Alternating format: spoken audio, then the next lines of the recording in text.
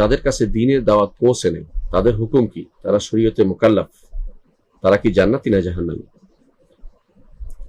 যাদের কাছে দ্বীনের দাওয়াত পৌঁছেনি এরকম মানুষ থাকতে পারে কয়েক শ্রেণী। এক শ্রেণী হচ্ছে যারা ছোট অবস্থায় কাফেরদের বাচ্চারা মারা গেছে, কোনোভাবেই তাদের কাছে শরীয়তের বাণী পৌঁছেনি।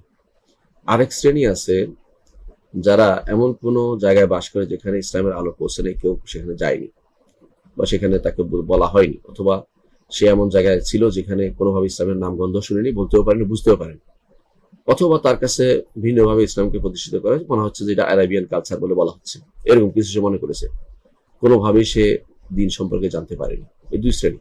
আরেক শ্রেণী আছে যারা এমন সময়ে ইসলামের বাণী শুনে যখন তার আর হুঁশ নেই, বেহুশ অবস্থা, অর্থাৎ তার ভালো মন্দ নির্বাচন করার মতো তার ক্ষমতা নেই, এরকম অবস্থায় হয়তো তার কাছে দিনটা পৌঁছেছে। এই তিন শ্রেণী। আরেক শ্রেণী আছে দুনিয়াতে পাগল হিসেবে আসছে, পাগল হিসেবে চলে গেছে। এরাও এই 4 শ্রেণী মানুষ আর সাথে আরেকটা শ্রেণী যোগ হবে, সেটা হচ্ছে যারা দুই নবীর মাঝখানে চলে গেছে, তাদের কাছে দিনের কোনো বাণী কোনোভাবে পৌঁছেনি, অর্থাৎ এরকম মানুষগুলো। এই মানুষগুলোর ব্যাপারে রাসূলুল্লাহ সাল্লাল্লাহু আলাইহি ওয়াসাল্লামের একটা হাদিসকে আমরা সবসময় বলি। তিনি বলেছেন, আরবাতুন ইয়াহতাজুনা ইয়াউমাল কিয়ামা, এই শ্রেণীর মানুষগুলো কিয়ামতের দিন, এই মানুষগুলো কিয়ামতের দিন আল্লাহর কাছে ফরিয়াদ করবে যে আল্লাহ, আপনি এমন সময় আমাকে দুনিয়াতে পাঠিয়েছেন যখন কেউ ছিল না, অথবা আমার কাছে বাণী পৌঁছেনি। আর এরা বলবো যে আমি তো শুনতেই পাইনি, আমি বধির হয়ে গিয়েছিলাম, তখন আমি কিছু শোনা যায়নি। আর তো বলবো আমি তো পাগল ছিলাম, তো আপনি আমাকে আকল দিলে তো আমি শুনতাম, এরকম অবস্থা। আল্লাহ তাআলা কোরআনে কারীম বলেছেন, ওমা কুন্না মুআদ্দিবিনা হাত্তা নাবআসা রাসূলা, রাসূল না প্রেরণ করে আমি কখনো কাউকে আযাব দেই না।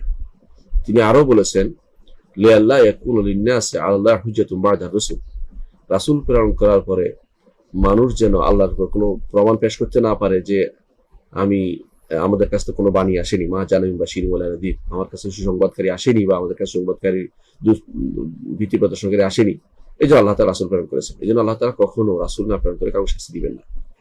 রাসূল অথবা রাসূলের প্রতিনিধি আসবে, অথবা তার বাণী আসবে, অথবা তার কিতাব আসবে, অথবা তার পক্ষ থেকে কোনো খবর আসবে, এগুলো যদি কারো কাছে না পৌঁছে, আল্লাহ তাআলা তাকে শুধু না পৌঁছার কারণে তাকে শাস্তি দিবেন, এটা আল্লাহ তাআলার আদেশের বিপরীত, এটা আল্লাহ তাআলা করবেন না।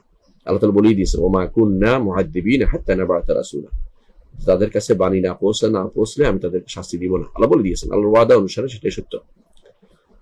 তাহলে হাশরের মাঠে তিনি কি করবেন? আহলে সুন্নাত জামাতের বিশ্বাস হচ্ছে যে হাশরের মাঠে আল্লাহ তাআলা এই শ্রেণীগুলোর লোকগুলো পরীক্ষা করবেন।